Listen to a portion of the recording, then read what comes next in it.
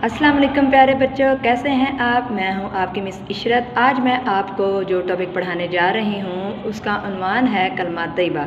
तो सबसे पहले पेज नंबर 10 ओपन करें और यहाँ पर डेट मेंशन करें।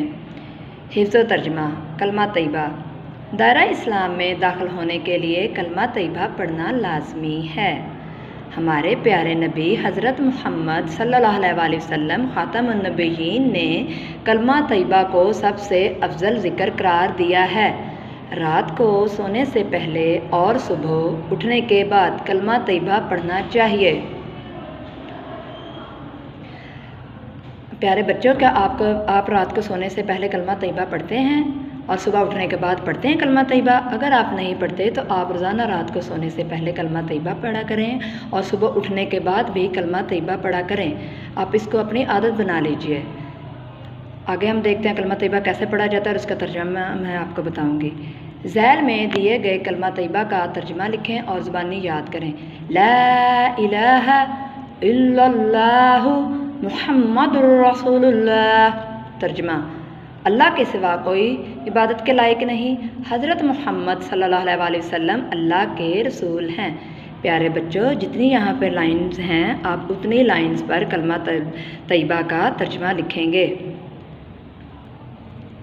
अच्छा प्यारे बच्चों, अब आप पेज नंबर 11 ओपन करें। यहाँ पर डेट मेंशन करें। ये कलमा तैयबा की एक्टिविटी है, इसको आप मैच करेंगे। ये आपकी ज़हनी आजमाइश के लिए है सवाल। इसको आप आपस में मिलाएंगे।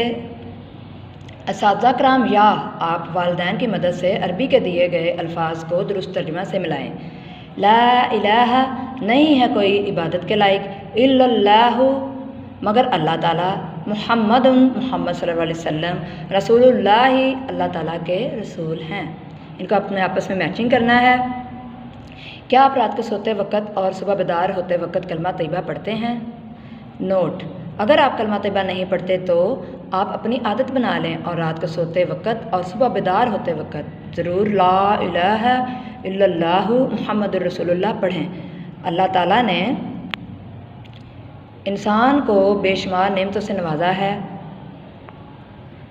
इंसान को चाहिए कि वो अल्लाह ताला की दी गई तमाम नेमतों का शुक्र अदा करे।